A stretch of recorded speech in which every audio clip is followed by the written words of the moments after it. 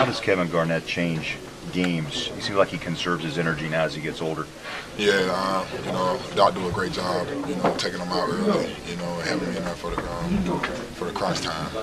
By him being out there, he ain't really got to score a lot of points. He ain't really got to, be big time on offense, but just his presence out there on defense just really helped that team, man. It's amazing to watch. How have you noticed Rajon's offensive game develop over the years, especially tonight? Well, to me, the only thing I felt like he needed was a jump shot, and he's hitting that consistent now. I think the sky's the limit because you can't stay in front of him. Now he's hitting that jumper, team ought to respect him. So he's just getting better and better. And that's one thing about this league. That's one thing about this league, to stay in it. You got to continue to get better every year. How does it change how you defend the Celtics when Rajon is able to hit that jumper?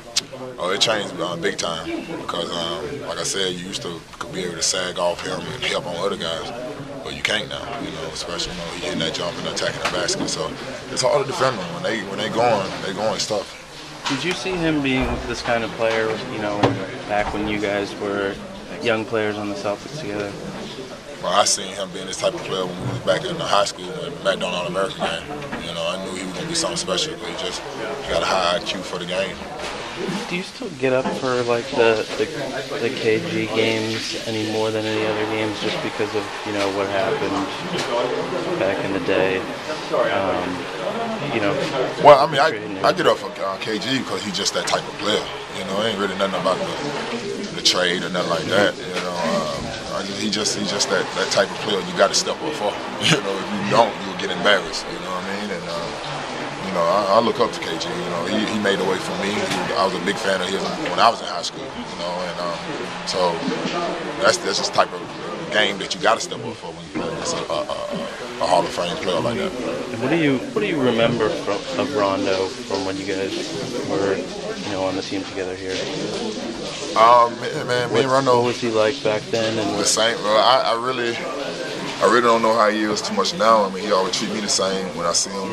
He's always been good to me. But one thing I did remember about him, he's a funny dude. We used to have a lot of laughs together because when I was here, things weren't going too well as far as winning. But we always had a locker room live with me, him, Tony Allen, Kendrick Perkins, and Delonte West. We all kept it alive, and we was good, fun guys to be around, and the time that we was here and we were losing, we used to lose games. It was hardly ever we got blew out. It was always close games, but we were just such a young team, we didn't know how to finish those games. And I knew if we could have stayed together, things could have, got better for us. But if I was that age, I'd have traded me for Kevin Garnett too. You know what I mean? So you can see how he's kind of developed into a leader now that he's a bit older. He's still doing that same thing, building chemistry on the team and kind of keeping guys loose behind the scenes. So you could see that he might eventually turn into a leader like that. I think sky's the limit for Rondo. I think what he do for the Celtics offense is exactly what KG do for their defense.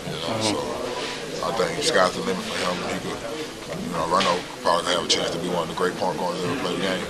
So he's only 26. So he have a long way to go.